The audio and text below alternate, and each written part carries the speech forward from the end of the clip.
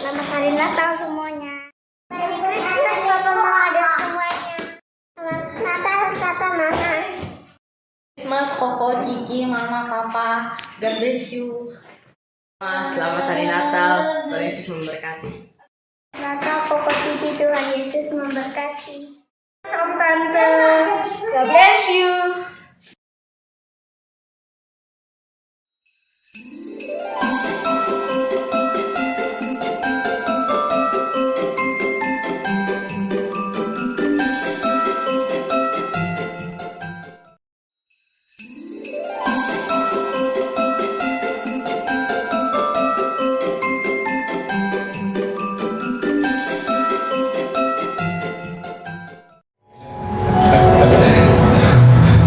Karena kita hari ini memperingati kelahiran Tuhan Yesus Kristus, maka dari itu mari kita tundukkan kepala, kita berdoa. Bapa kami di surga, kami mengucap syukur Tuhan, Kau telah memberikan cuaca yang baik pada pagi hari ini, sehingga kami dapat melanjutkan perayaan Natal pada pagi hari ini Tuhan. Oleh karena kasih kemurahan-Mu di dalam kehidupan kami ini Tuhan, sehingga kami dapat mengingat kembali 2000 tahun yang lalu Kau lahir.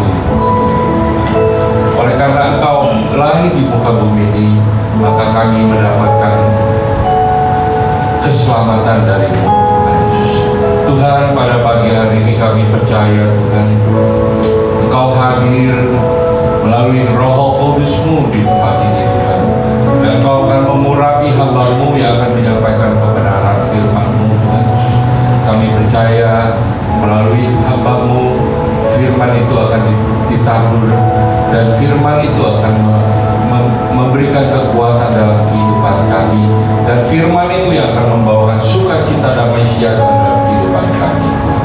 Urapi juga anak-anak-Mu yang mengambil bagian pada pagi hari ini Tuhan Yesus, baik WL Singer, petugas terima tamu, dan juga tim sound system. Kami percaya Tuhan, Kau akan pakai menjadi alat kemuliaan pada pagi hari ini. Terima kasih Tuhan. Tuhan, kami mau berdoa juga untuk anak-anak-Mu yang di dalam perjalanan Kau tibakan dia di tempat ini dengan tidak kekurangan apapun. Terima kasih Tuhan, terima kasih. Kami mau menyerahkan ibadah ini hanya di dalam nama Tuhan Yesus Kristus. Haleluya, amin. Terpujilah nama Tuhan Yesus. Mari kita beri kemuliaan bagi Allah kita yang dahsyat untuk tangan sama kita. Selamat Natal semuanya, dan mari kita tundukkan kepala kita. Kita masuk dalam hadiratnya, kita sembah Raja segala Raja yang sudah menyelamatkan hidup kita. Amin. Mari kita tundukkan kepala kita. Syara basyiki. Oh, haleluya.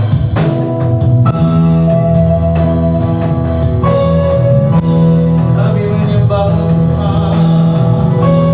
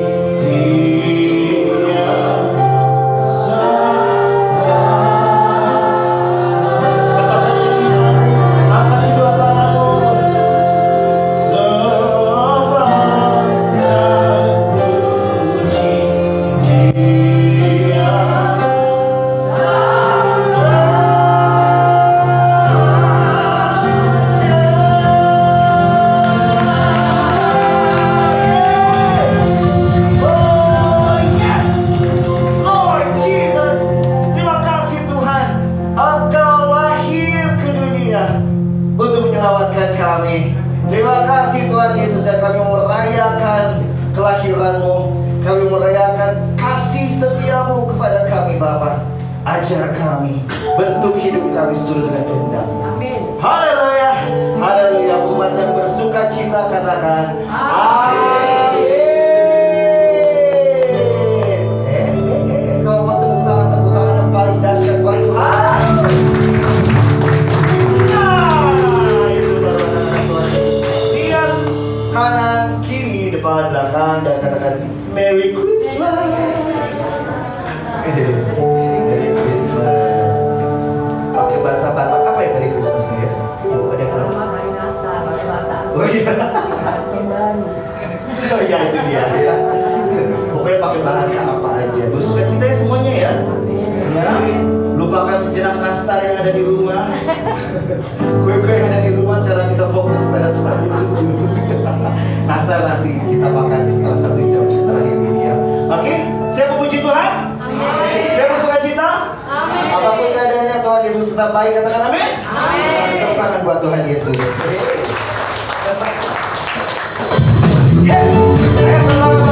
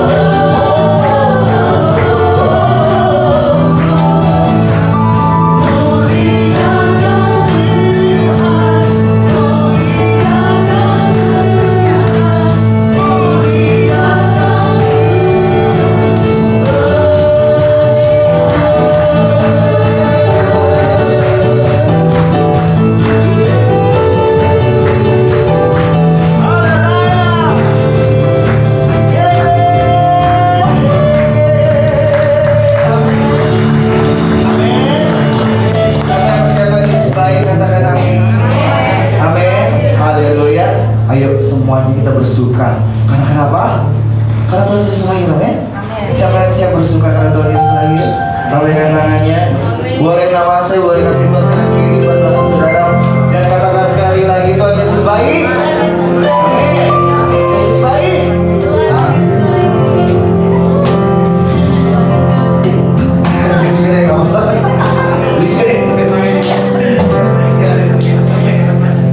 Yuk kita nyanyi lagi ya. Jangan bosan-bosan memuji Tuhan karena Tuhan Yesus dahsyat banget. Kita katakan amin. Memuji Tuhan. Yuk bersorak-sorai katakan haleluya. Sekali lagi haleluya.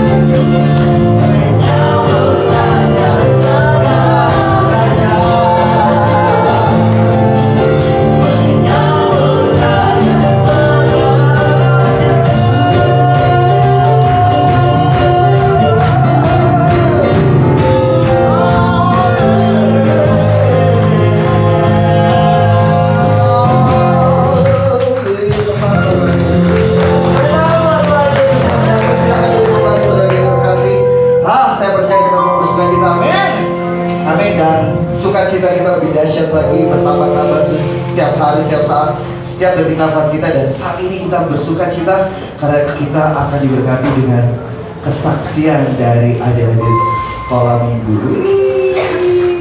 Where are you? Oh, there you go.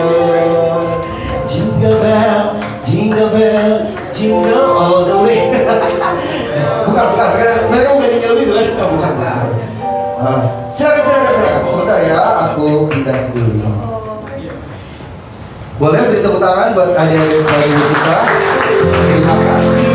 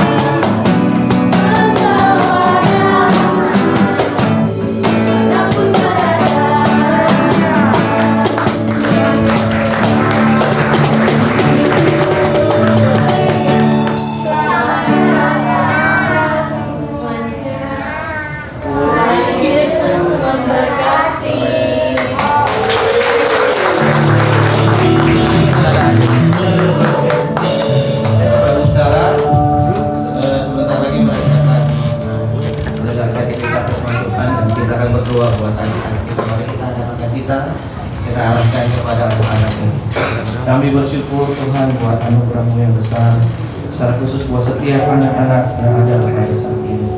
Kami bersuka cita merayakan kelahiran-Mu, biar sukacita Natal hadir dalam hidup mereka. Tuhan, sebentar mereka akan mendengarkan firman Tuhan, dan biarlah setiap benih yang ditabur firman Tuhan yang ditabur boleh menjadi benih yang akan bertumbuh subur dalam hati mereka. Tuhan, kami berdoa biar anak-anak ini bertumbuh dalam takut akan Tuhan. Tuhan menjaga mereka, melindungi mereka, menyertai mereka. Biar masa depan yang indah, yang penuh harapan ada bagi mereka semua ya Tuhan. Biar mereka menjadi anak-anak yang bertumbuh dengan baik, mengasihi orang tua, mengasihi sama mereka, dan mereka mengasihi Tuhan. Terima kasih Bapa, di dalam nama Yesus. Biarlah berkat dari Allah turun atas setiap anak-anak dalam nama Yesus. Terima kasih Tuhan. Haleluya. Amin.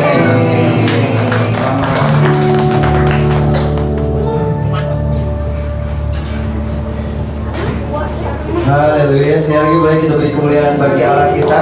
Itu semangat buat adik-adik sekolah minggu, generasi penerus kerajaan Allah di bumi dan di surga. Amin. Haleluya. Dan pada kesempatan indah Natal hari ini kita bersama-sama lebih dalam lagi mendekat kepada Tuhan Yesus Kristus. Amin. Karena hidup kita ditentukan oleh Tuhan Yesus. Hidup kita didesain oleh Tuhan Yesus. Dan kita berdoa bersama-sama untuk Tuhan selalu membentuk hidup kita, membentuk hati kita. Biar Roh Kudus memberikan kepekaan kepada kita untuk mendengar suaranya, sehingga kita paham maksud Tuhan, sehingga kita mengerti apa yang perlu kita lakukan untuk menegakkan kerajaan Allah di bumi ini melalui hidup kita. Amin. Mari kita dudukkan kepala kita, saudara yang terkasih. Kita renungkan kebaikan Tuhan Yesus dalam seremonial Natal yang sungguh-sungguh mengingatkan kita bahwa kasih Yesus segala-galanya bagi kita. Kasih Yesus lebih mengasihi kita. Kiara Shikira.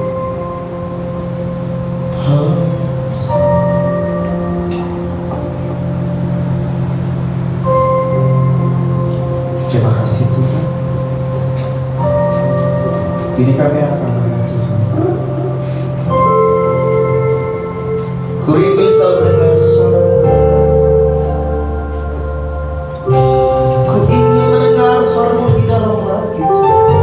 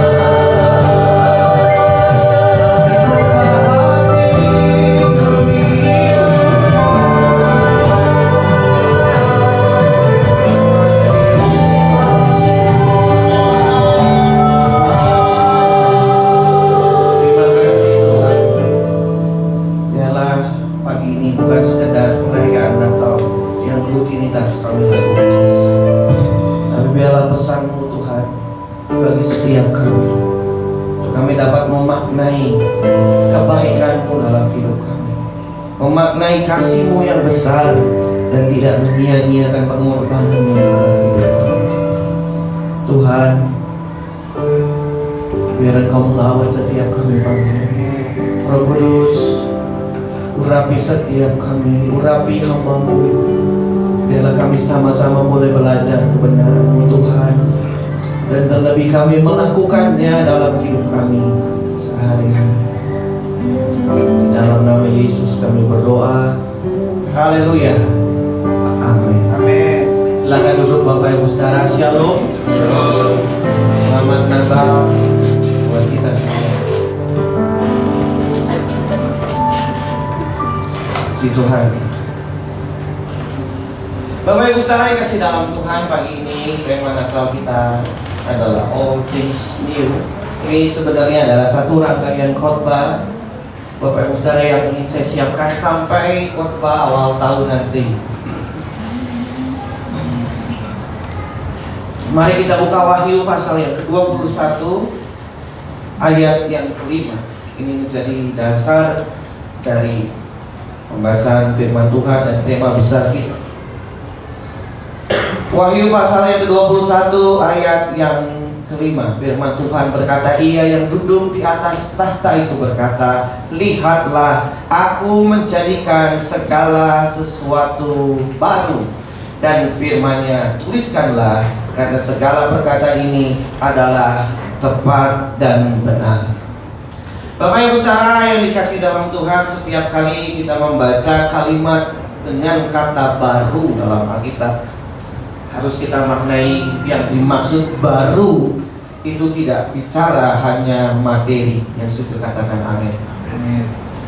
Jadi Bapak Ibu Saudara yang dimaksud aku menjadikan segala sesuatunya baru ini tidak serta-merta ini bicara sesuatu yang sifatnya jasmani dan materi.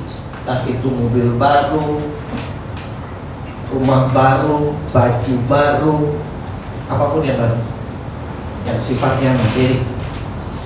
Tetapi Alkitab selalu bicara tentang sesuatu yang baru dari sudut pandang rohani. Kalau kita baca Bapak Ibu Saudara, teks ini bicara soal langit baru dan bumi yang baru yang Tuhan persiapkan bagi kita dalam kekekalan nanti. Tetapi Bapak Ibu Saudara, langit dan bumi yang baru ini dimulai dari sebuah peristiwa, yaitu Natal. Tidak ada langit dan bumi yang baru tanpa Kristus yang hadir menebus kita. Amin. Jadi ini merupakan satu rangkaian yang panjang, tentu tidak bicara soal langit dan bumi yang baru. Tetapi hari ini ketika kita merayakan Natal, ini adalah titik di mana Allah dalam kasih yang besar terhadap manusia yang jatuh dalam dosa, terhadap bumi yang sekarang ini sudah ada di dalam dosa, baru bisa jatuh dalam dosa.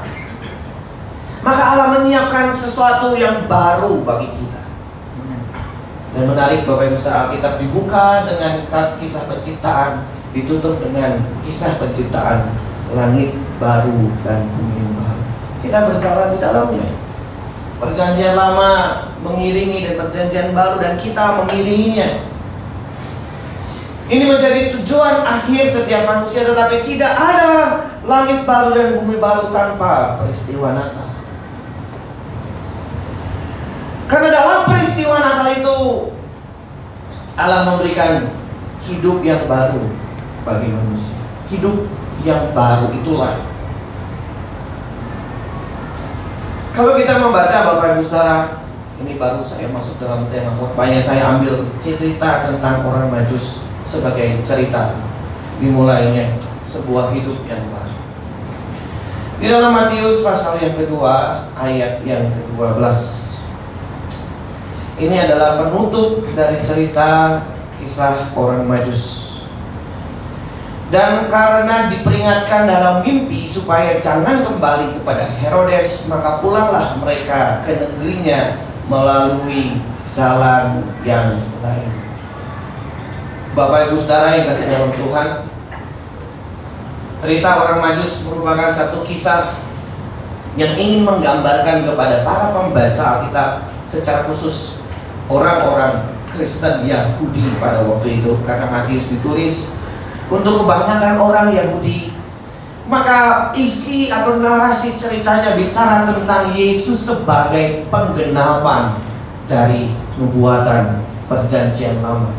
Dia adalah Mesias. Dan Bapak Ibu Saudara, kalau membaca antara kitab Matius dan kitab Lukas, maka Bapak Ibu Saudara melihat dua versi cerita Natal.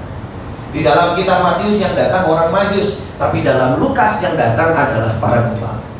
Karena masing-masing punya penekanan dan tema tertentu. Di Matius, Yesus ada di dalam rumah. Kalau Bapak Ibu Saudara baca dengan teliti, yang disebut tempat itu adalah rumah. Tetapi di Lukas, kandang. Karena memang Bapak Ibu Saudara, kalau Bapak Ibu Saudara baca ketika nanti Herodes kedatangan tamu orang Majus itu dan bertanya di mana raja yang dilahirkan, Herodes bingung, raja mana? Lalu yang dipanggil oleh Herodes adalah ahli Taurat. Herodes nggak panggil orang pintar lain, tapi panggil ahli Taurat. Dan ahli Taurat itu berkata, benar, ada nubuatannya, engkau Bethlehem akan lahir Mesias. Namun Bapak Ibu Saudara, dari semua kisah orang Majus itu banyak makna yang bisa kita bagikan, kita lihat, kita ambil. Walaupun sampai sekarang Bapak Ibu Saudara, orang berpikir orang Majus itu 3 ya, padahal sebenarnya lebih dari 3 ya. Karena seringkali angka 3 itu karena persembahannya ya, emas, kemenyan, dan mur. Kita berpikir itu 3 orang, padahal sebenarnya tidak 3 orang. Ya, Little Flock datang ke panti asuhan bawa minyak, gula, dan beras, ya kan? Nah, tapi kan kita rame-rame, gitu ya. Nggak menggambarkan bahwa 3 orang kan yang datang, bahwa kita ini datang 10-20 orang, lalu bawa 3 barang. Jadi 3 barang tidak menentukan jumlah. Ada yang berkata 4, ada yang berkata 5 ya Bapak Ibu. Tapi memang paling banyak bilang 3 Bapak Ibu. Tapi nggak apa-apa lah, kita nggak pusing soal jumlah orang Majus ya. Bapak Ibu Saudara, kita nggak ngitungin juga, dan kita nggak perlu. Yang penting adalah bagaimana cerita ini mengena dalam kehidupan kita. Bapak Ibu Saudara, kalimat terakhir dengan jalan yang lain itu mempunyai 2 arti. Arti secara harafiah, karena memang mereka tidak mau kembali dengan Herodes. Karena mereka tahu mereka mendapatkan mimpi yang menggambarkan mereka harus mencari jalan yang lain. Istilah Majus itu dari kata magos. Magos itu artinya ahli perbintangan, ahli astronomi. Jadi mereka peka dengan tanda-tanda seperti itu Bapak Ibu. Tetapi secara harafiah Bapak Ibu Saudara, jalan yang lain ini bisa kita tarik makna secara rohani sebagai jalan hidup yang baru dari perjumpaannya dengan Kristus. Secara rohani kita bisa memberi makna lain. Kalau secara harafiah karena mereka mendapatkan mimpi, mereka mencari jalan lain. Tetapi secara rohani karena mereka berjumpa dengan pribadi Yesus. Alkitab berkata Yesus adalah jalan, Yesus adalah kebenaran, Yesus adalah jalan keluar. Dia adalah jalan kehidupan Bapak Ibu. Perjumpaannya dengan Yesus yang membuat dia punya jalan yang baru. Tentu secara rohani, ini tidak bicara soal jalan secara harafiah, tetapi jalan hidup orang percaya yang baru. Dan Alkitab berkata demikian, perjumpaan dengan Yesus itu selalu mengubahkan seseorang. Orang Kristen yang sungguh-sungguh yang berjumpa dengan Kristus pasti mengalami Bapak Ibu, pasti mengalami pembaruan-pembaruan dalam kehidupannya. Pagi ini, dalam kisah ini Bapak Ibu, kita akan memaknai cerita ini dari sudut pandang yang berbeda secara harafiah. Saya ingin mengajak kita untuk melihat bagaimana bisa sampai kepada jalan yang baru itu, bisa sampai kepada Kristus itu. Bagaimana kisah orang Majus ini memberikan satu gambaran perjumpaannya dengan Kristus, sampai mereka datang, sampai mereka bisa menyembah kepada Yesus, berjumpa dengan Kristus itu. Bapak Ibu Saudara, mari kita buka Matius tadi pasal yang kedua, dan kita baca ayat yang kedua. Matius pasal yang kedua, ayat yang kedua. Sesudah Yesus dilahirkan di Bethlehem di tanah Yehuda pada zaman Raja Herodes, datanglah orang-orang Majus dari timur ke Yerusalem. Bapak Ibu saudara, kalimat ini menjadi penting karena datanglah orang-orang Majus dari timur. Bapak Ibu saudara, menarik bicara soal timur dari Yerusalem itu. Saya membaca beberapa komentar, penafsiran beberapa komentari, dan hampir semua sarjana perjanjian baru sepakat bahwa yang dimaksud dengan timur itu adalah Babilonia. Hal ini sangat kuat hubungannya dengan orang Majus yang tadi saya katakan, magos tadi, orang yang ahli perbintangan. Karena pada masa itu, pada masa di mana Herodes memimpin Yerusalem, kurang lebih di tahun-tahun itu, Babel, Bapak Ibu sedang berkembang dengan perbintangannya. Dari situlah lahir banyak sekali ilmu perbintangan, termasuk horoskop, Bapak Ibu. Sini masih ada yang suka lihat horoskop? Gak ada yang ngaku. Bapak ya, itu ahli perbintangan, lihatlah ukur ya, Sagittarius, Pisces, dan lain sebagainya. Beberapa mereka berkata bahwa besar, kalau itu adalah Babel, maka jarak dari Babel ke Yerusalem, lalu dari Yerusalem ke Bethlehem, Bapak Ibu saudara, diperkirakan ada dua pendapat besar, Bapak Ibu saudara, yang mencoba memberikan jarak yang ditempuh oleh orang Majus dari Babylon itu sampai ke Yerusalem, sampai ke Bethlehem. Kelompok yang pertama berkata 1000 km, 500 sampai 1000 km. Kelompok yang kedua berkata 800 sampai 1600 km. Kira-kira jauh nggak tuh 1600 km? Jauh ya? Itu jarak dari Jakarta kemana, Pak? Jauh lah ya, 1600 km. Dan itu belum ada kereta, belum ada pesawat, belum ada mobil. Mereka naik hewan. Yang paling mungkin hewan itu adalah unta yang kuat. Kenapa? Karena medan yang dialami juga tidak mudah, Bapak Ibu. Dan dengan jarak yang jauh, mereka juga harus melewati banyak wilayah yang isinya itu padang gurun, Bapak Ibu. Kebanyakan wilayahnya yang dilewati itu padang gurun. Satu wilayah yang misteri, Bapak Ibu saudara, yang tidak bisa ditebak. Hari ini bisa ada angin, hari ini bisa ada badai pasir dan sebagainya. Kalau panas begitu panas, kalau malam begitu dingin, Bapak Ibu saudara. Belum lagi ada binatang reptil di padang gurun yang sangat mematikan. Ada kalajengking, ada ular, dan lain sebagainya yang hidup di padang gurun, yang bisa saja, Bapak Ibu saudara, melukai mereka dalam perjalanan. Jarak dari Babel sampai ke Yerusalem kurang lebih 1000 sampai 1600 km ditempuh, Bapak Ibu saudara, oleh orang Majus ini. Bagaimana kita memaknainya, Bapak Ibu? Untuk sampai berjumpa dengan bayi Yesus yang lahir itu, mereka berjuang begitu rupa untuk bisa menemukan pribadi Yesus, untuk bisa berjumpa dengan Yesus. Mereka berjuang begitu rupa. Kalau tidak memiliki kerinduan dan motivasi yang kuat, tentu tidak mungkin. Tanpa kesungguhan, tanpa motivasi dan kerinduan yang kuat, nah mungkin, Bapak Ibu. Dengan jarak yang jauh, keadaan yang ekstrim, tidak mungkin mereka akan jalan, Bapak Ibu. Mereka mungkin mencari. Ini juga nggak pasti lagi, belum tentu ketemu. Tapi mereka mau jalan. Mereka mau mencari, Bapak Ibu saudara. Saya memaknai, ada begitu dorongan yang sangat kuat yang lahir dari hati mereka untuk berjumpa dengan Kristus. Bapak Ibu saudara, pernahkah kita merenungkan seberapa dalam kerinduanmu dengan Tuhan? Seberapa dalam kerinduan kita untuk mencari Allah, menemukan Tuhan dalam hidup kita? Kita berusaha menggapai, mencari Dia. Apakah kita punya kerinduan yang kuat juga untuk datang dan mencari Kristus? Coba kita renungkan dalam peristiwa Natal ini. Seberapa jauh Bapak Ibu saudara secara sungguh-sungguh ingin menemukan Allah. Kali ini kita punya tantangan besar dengan segala perubahan yang ada. Dalam bahasa akademis ada istilah era disrupsi, Bapak Ibu. Kita ada di era disrupsi, adalah era di mana tatanan dan nilai itu berubah dengan begitu cepat. Di mana orang menyelenggarakan kehidupan yang berubah begitu cepat, dinamis.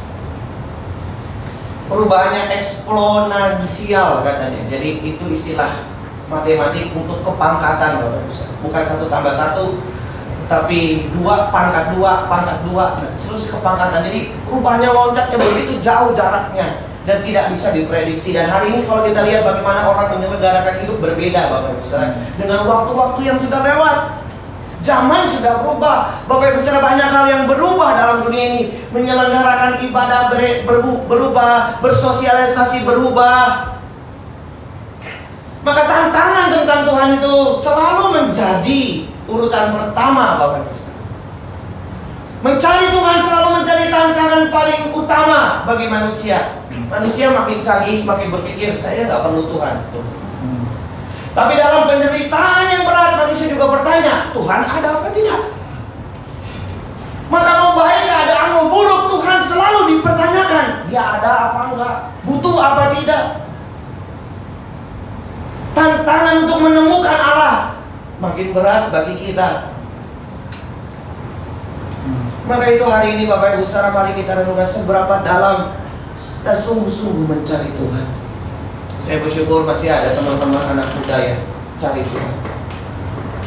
Karena ini tantangan terbesar. Hari ini dunia mempengaruhi mereka dengan begitu kuat dengan teknologi, gadget yang mereka pegang itu, Bapak Ibu, kita punya itu ada apa saja di dalamnya. Kita banjir informasi. Siapa yang membapai mereka? Yaitu dunia paling banyak, Bapak Ibu. Maka kita bersyukur ada anak-anak sekolah minggu yang masih dibawa bapaknya ke gereja. Teman-teman yang masih bisa melayani pekerjaan Tuhan, sementara ada anak muda lain yang berkata, nggak usah cari Tuhan, Tuhan tidak ada. Ini tantangan kekristenan. Berapa banyak generasi mulai jadi agnostik, yang meragukan Tuhan, bahkan ateis, tidak percaya Tuhan. Ditanya terus, apakah Tuhan itu ada? Bapak Ibu saudara, satu hal yang saya temukan dalam pembelajaran saya pernah berbincangkan ini dengan beberapa teman. Tuhan itu mau dibuktikan pakai sains juga nggak bisa, tapi dibuktikan dia tidak ada dengan sains juga tidak bisa. Coba ya, Stephen Hawking, Bapak Ibu saudara, orang paling pintar yang tiap hari ngitung alam semesta, pernah bilang universe adalah sesuatu yang unexpected, dia nggak bisa tebak, karena dia hitung tiap hari. Itu baru alam semesta yang dibuat Tuhan, belum yang lain. Karena mau buktikan Tuhan secara sains juga nggak bisa. Dia adanya Tuhan dibuktikan dengan sains nggak bisa, tidak adanya Tuhan dibuktikan dengan sains juga nggak bisa. Makanya Bapak Ibu saudara, iman jadi satu dasar yang kokoh, yang kuat bagi kita.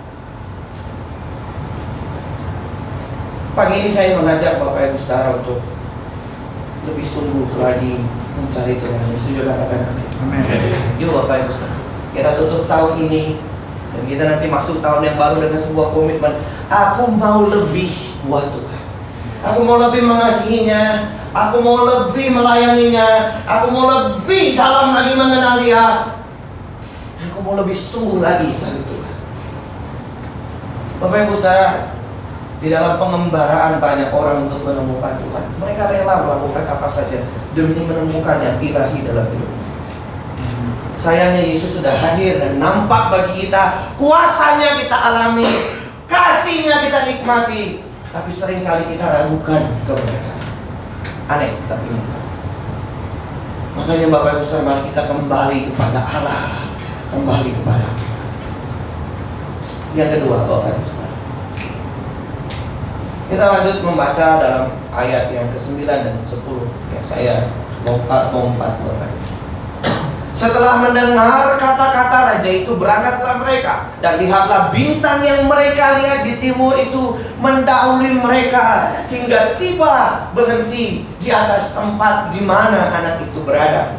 10 ketika mereka melihat bintang itu, sangat bersukacitalah mereka. Bapak Ibu saudara, mereka tidak hanya melewati jarak yang panjang, yang jauh dengan segala medan yang mereka lewati, tetapi ada yang menarik. Mereka mengikuti satu petunjuk dan tuntunan, yaitu bintang. Ya, tidak kebetulan tadi anak sekolah minggu nyanyi tentang bintang yang dimaksudkan. Bapak Ibu saudara, mereka dengan tekun mengikuti arah dan petunjuk bintang itu sampai tadi bintang itu berhenti di atas satu tempat, dan pada saat mereka menemukan itu mereka sangat bersuka cita. Mereka berhenti, bintang itu berhenti di satu tempat dan mereka mengikuti petunjuk bintang itu. Bapak Ibu saudara, kisah orang Majus ini memberikan satu gambaran mereka bukan hanya secara sungguh-sungguh ingin mencari, tetapi mereka peka atas petunjuk Allah, petunjuk dari bintang itu. Kalau kita maknai sebagai orang Kristen saat ini, kita juga harus punya kepekaan atas petunjuk Tuhan itu. Kita harus peka dengan apa yang Allah ingin sampaikan. Sayangnya hari ini Bapak Ibu saudara, kita lebih banyak mendengar yang lain daripada mendengar arahan Tuhan. Kita lebih percaya kabar-kabar yang lain daripada percaya kebenaran Allah. Bapak Ibu saudara yang kasih dalam Tuhan, kita pun harus melatih kepekaan terhadap petunjuk Tuhan. Bapak Ibu saudara, tanpa Tuhan kita bukan siapa-siapa dan kita tidak bisa apa. Bapak Ibu saudara, tahun depan banyak orang prediksi, dan seperti yang saya sering sampaikan, saya mengikuti berita ekonomi dan masih aja beritanya sama. Tahun depan hati-hati, tahun depan dan sebagainya. Saya mengikuti berita tentang suku bunga yang dari Fed itu, Bapak Ibu saudara. Kita juga bingung kalau diturunin dan dinaikin, kalau dinaikin pasti inflasinya besar dan lain sebagainya, dan bisa terjadi banyak hal, krisis global dan lain sebagainya. Banyak hal yang tidak menentu dalam dunia ini yang bisa berubah kapan saja. Tapi ada satu yang pasti dalam hidup, itu arahan dan tuntunan Tuhan. Amin. Bapak Ibu saudara, kalau kita tidak mau peka dengan Tuhan, maka kita kehilangan arah yang Tuhan ingin tujukan. Arah dan petunjuk Tuhan itu ada dalam persekutuan kita dengan Allah, Bapak Ibu. Doa kita, Bapak Ibu saudara. Kadang Tuhan bicara di situ, kadang Tuhan bicara lewat apa? Firman, dan Tuhan bicara dalam hati nurani yang bersih. Saya perlu bilang bersih, karena tanpa hati nurani yang bersih, kita tidak bisa dengar Allah bicara. Sayangnya Bapak Ibu saudara, mari kita renungkan sudah seberapa jauh kita mau mendengarkan Allah, mendengarkan petunjuknya, minta arahannya dan minta tuntunannya dalam menjalani dunia yang gelap ini. Atau kita lebih percaya dengan kabar dan berita orang lain, petunjuk dari orang lain, atau petunjuk diri kita sendiri. Kita diajar untuk peka, Bapak Ibu saudara. Termasuk gereja juga harus peka. Tidak menyelenggarakan program-program saja, tetapi benarkah ini isi hati Tuhan? Dan saya selalu bilang, visi itu bukan pencapaian sesuatu, tetapi bagaimana kita mendapatkan hati Tuhan untuk kita kerjakan, Bapak Ibu saudara. Makanya kita selalu doa, dan ini menjadi doa yang selalu kita naikkan. Tuhan, mohon petunjuk dan arah. Satu hal ya Bapak Ibu saudara, kalau Tuhan yang pimpin kita, kita pasti sampai tujuan Allah. Yang setuju katakan amin. Kalau Tuhan yang pimpin kita dan kita rela, kita mau peka, kita rela hati, taat, mau mengikuti petunjuk Tuhan, Tuhan pasti pimpin kita pada tujuan ilahinya. Masalahnya, mau gak kita sekarang lebih peka untuk mendengarkan nasihat Allah daripada yang lain, suara-suara yang lain. Moga kita hatinya terbuka untuk dibentuk Tuhan. Lagu firman itu adalah lagu yang saya request karena berkaitan dengan khotbah saya ini. Lagu itu adalah lagu yang saya nyanyikan dalam doa-doa renungan saya setiap malam. Saya rindu, Tuhan bentuk hidupku, arahkan aku supaya aku mengerti kehendak-Mu. Bapak Ibu saudara, dunia yang semakin gelap dan kelam ini, Bapak Ibu saudara, yang tidak menentu, Tanpa arahan dan petunjuk Tuhan, kita bisa tersesat dan kita bisa salah arah. Bapak Ibu. Mari kita lebih peka lagi dengan Allah, Bapak Ibu. Peka dengan suaranya yang menuntun kita. Kita minta tuntunan itu. Yang ketiga, Bapak Ibu, ayat yang ke-11. Ayat yang ke-11. Maka masuklah mereka ke dalam rumah itu dan melihat anak itu bersama Maria ibunya, lalu sujud menyembah Dia. Mereka pun membuka tempat harta bendanya dan mempersembahkan persembahan kepadanya, yaitu emas, kemenyan, dan mur. Mereka tidak hanya berjalan jauh-jauh, mereka tidak hanya teliti melihat petunjuk, berpikir terhadap petunjuk itu, tetapi mereka sampai datang dan memberikan emas, kemenyan, dan mur. Mereka memberikan persembahan. Tapi poin saya bukan persembahannya. Poin saya adalah bagaimanakah mereka berani membayar harganya. Dengan perjalanan yang jauh itu, dengan ketelitian yang seksama itu, tanya sini, tanya sana, lewat jalan mana, mereka mulai berpikir keras sampai mereka sampai di Yerusalem. Lalu mereka memberikan sesuatu bagi Kristus. Rangkaian ini bicara harga yang Dia bayar begitu besar. Mereka datang dari negeri yang jauh, bahkan membawa persembahan. Bapak Ibu Saudara, ada harga yang harus kita bayar. Bapak Ibu Saudara yang kasih dalam Tuhan, ini yang jadi evaluasi bagi saya secara pribadi dan bagi kita dalam melayani pekerjaan Tuhan. Ada harga yang harus kita bayar. Bapak Ibu Saudara, di dunia ini segala satunya kita bayar. Apalagi di Jakarta, mohon maaf, ke toilet aja kita bayar. Padahal itu cuma buang, Bapak Ibu Saudara. Kita pun harus bayar. Dan memang kalau kita mau menikmati hasil yang baik, hasil yang bagus, kita harus bayar harga. Nggak bisa tidak. Hal yang paling sederhana sebagai contoh adalah pemain musik. Ada yang fitness nggak? Nggak ada ya? Semua lelaki sejati loh. Fitness itu Bapak Ibu Saudara, kita udah bayar fitnessnya, menikmati, bahkan bayar PT ya, trainer ya, personal trainer, kita bayar itu. Kita mesti latihan ekstra kalau mau punya otot bagus kan, latihan push up, sit up, ambil apa, pakai barbel dan sebagainya. Nah itu kalau tidak komitmen, tidak bayar, semuanya itu dibayar tuh, tahan. Nggak boleh makan, boleh makan lemak-lemak. Itu kosnya tinggi banget Bapak Ibu. Ya.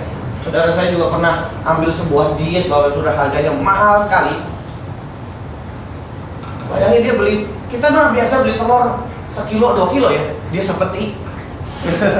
Beli sepeti Bapak Ibu Saudara, karena makan siang telur rebus 3, petinya doang.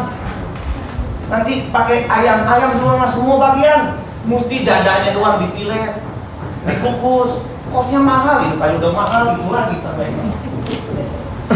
Bebannya banyak, harganya mahal, tapi memang hasilnya bagus, badannya jadi bagus. Langsing begitu, dadanya bilang. Tapi begitu nggak latihan, begitu harganya nggak dibayar lagi, langsung lagi. Mohon maaf ya, langsung lagi. Jadi kalau mau dapat hasil yang baik, memang kita harus bayar harga, nggak bisa enggak. Kalau kita mau pelayanan ini teman-teman dengan bagus, bayar harganya. Itu juga harus bayar harganya. Ada harga yang dibayar dari setiap apa yang kita lakukan. Meninggalkan dosa itu bayar harga Bapak Ibu. Karena daging kita ini begitu kuat mempengaruhi kita. Berhenti berbuat dosa itu harganya sangat mahal. Karena kita berjuang Bapak Ibu Saudara. Orang yang biasa ngejulit, mohon maaf nih, mulutnya nyelocos terus gitu, disuruh stop, itu harganya mahal. Waktu mau, tahu nggak gitu. Itu baru, nggak boleh. Tahan. Orang yang biasa makannya daging gitu ya, maksudnya tidak jaga makan sembarangan begitu, disuruh stop. Waduh, ini termasuk yang ngomong. Saya tuh paling nggak bisa melihat jeroan, hati, usus, ampla, dan teman-temannya paru. Tapi setiap kali saya berkata, Tuhan hari ini saya nggak mau makan yang gituan, diajak makan yang gitu Bang. Aduh ini Tuhan benar-benar. Emang harus praktek Bang, kita harus praktek begitu. Tahan. Kita udah ambil cuma sedikit, lagi. Aduh ini nggak tahu, kita lagi berjuang untuk mengurangi. Kita harus bayar harganya. Sama seperti dosa, kita udah biasa melakukan hal-hal yang jahat, lalu Tuhan menyelamatkan kita, berhenti. Ini ada harganya. Tapi percayalah Bapak Ibu Saudara, semua orang yang bayar harga akan menikmati hasil. Melakukan kebenaran firman itu ada harganya. Bapak Ibu Saudara, itu bayar harga kita. Sementara orang lain sedang tidak setia, kita harus setia kepada Tuhan. Orang di kantor kita, orang sekeliling kita sedang berbuat tidak jujur, kita harus jujur. Kita harus benar. Di antara orang-orang tidak benar itu ada harganya yang kita bayar. Dan ketika hati kita remuk untuk diproses Tuhan, ini pun harga yang kita bayar. Waktu hati kita hancur dan remuk, itu adalah harga yang kita harus bayar juga di hadapan Tuhan. Mengikut Tuhan tidak selalu berjalan mulus Bapak. Ada lembah yang curam yang mungkin kita akan turuni, kita naiki. Ada saat-saat mungkin di mana kita bisa kecewa, putus asa, marah. Dan disitulah kita mulai membayar harganya untuk melakukan dan tetap setia kepada Tuhan. Bapak Ibu Saudara, saya rindu sekali di doa saya. Tahun yang depan, tahun baru, kita lebih sungguh lagi sama Tuhan. Amin. Kita mau lebih peka lagi dengar suara Tuhan. Kita mau lebih lagi bayar harganya. Maka itu Bapak Ibu Saudara, saya bersyukur sekali setiap Rabu ada orang-orang yang berdoa buat gereja. Tidak banyak, tetapi saya percaya apa yang kita lakukan tidak akan pernah sia-sia. Satu hal yang kita harus sadari, ini pekerjaan Tuhan. Pelayanan ini gereja ini pekerjaan Tuhan dan punya Tuhan. Jangan pakai cara manusia. Pakailah cara Tuhan. Saya rindu Tuhan, selalu minta hikmat dan petunjuk Tuhan. Apa yang harus kita lakukan, apa yang mau Tuhan kerjakan. Dan kalau kita nggak bayar harga, kita nggak bisa dengar. Nah, Tuhan tantang Bapak Ibu Saudara, saya, istri, para pelayan Tuhan yang lain, untuk kita lebih sungguh lagi mempersembahkan ini kepada Tuhan. Di dalam dunia yang semakin duniawi, kesucian, kebenaran di hadapan Tuhan menjadi tantangan terkuat. Tapi saya percaya segala sesuatu yang kita lakukan tidak akan pernah sia-sia di mata Tuhan. Amin Bapak Ibu. Apa yang kita perjuangkan hari ini, apa yang kita lakukan, walaupun belum terlihat banyak dan besar, belum terlihat baik Bapak Ibu Saudara, tapi kalau kita setia, kita selalu mau mengandalkan Tuhan, saya percaya jeripaya itu tidak akan pernah sia-sia. Dan Tuhan pasti akan membedakan. Tuhan akan pasti memelihara mereka yang sungguh-sungguh dengan Tuhan. Bapak Ibu Saudara, mari dalam merayakan Natal ini, sesuatu yang baru itu bicara soal perkara-perkara rohani yang kita bangun dengan Tuhan. Dan biarlah ini menjadi motivasi dan kekuatan kita untuk hidup lebih sungguh dan lebih benar di hadapan Allah. Saya percaya Tuhan memberkati kita semua. Amin. Mari kita berdoa.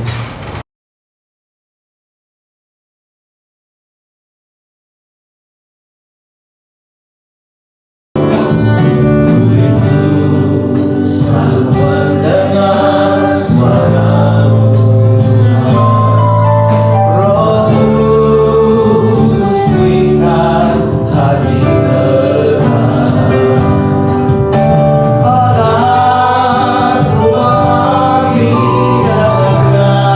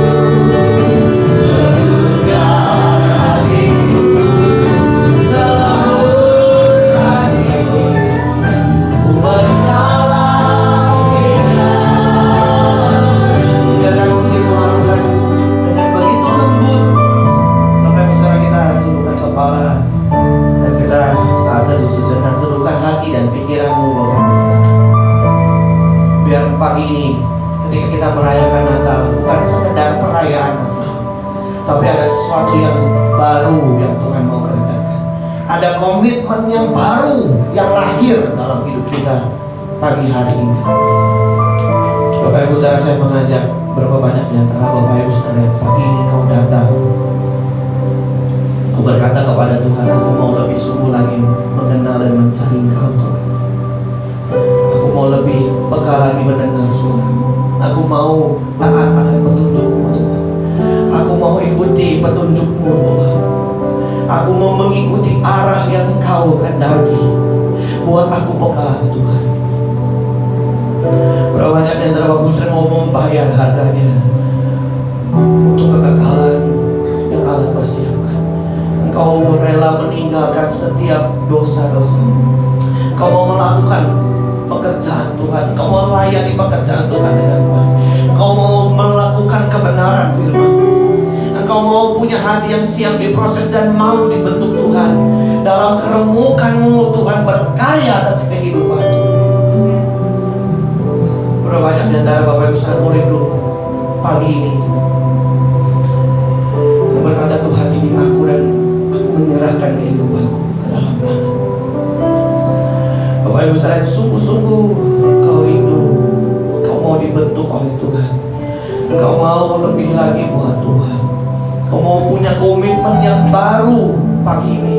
Engkau mau melahirkan sebuah komitmen yang baru untuk lebih mengasihi Tuhan dan mengasihi pekerjaannya, mencintai Tuhan lebih lagi dari waktu-waktu yang lalu. Engkau mau hidup dalam kebenaran dan kesuciannya.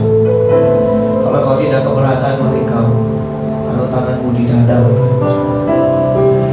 Pagi ini biar Roh Kudus bekerja mengalir dalam setiap hati dan kehidupan anak-anak-Mu.